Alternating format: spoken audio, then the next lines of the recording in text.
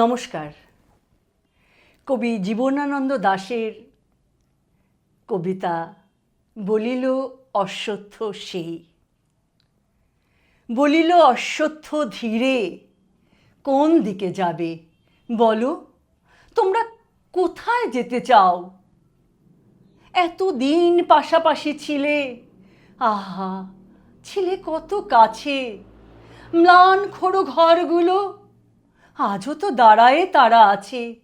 এই সব গৃহ মাঠ ছেড়ে দিয়ে কোন দিকে কোন পথে ফের তোমরা যেতেছ চলে, পাই না কোটের। বোচকা বেঁধেছ ঢের, ভোলো নাই ভাঙা বাটি ফুটা ঘটিটাও।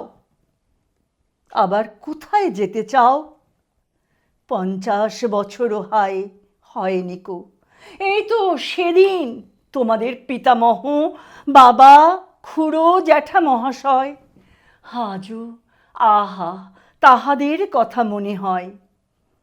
এখানে মাঠের পাড়ে জমি কিনে খোড়ো ঘর তুলে এই দেশে এই পথে এই সব ঘাস ধান নিম জামরুলে জীবনের ক্লান্তি ক্ষুধা আকাঙ্ক্ষার বেদনার সুধে ছিল ঋণ। দাঁড়ায়ে দাঁড়ায়ে সব দেখেছি যে, মনে হয় যেন সেই দিন। এখানে তোমরা তবু থাকিবে না, যাবে চলে তবে কোন পথে?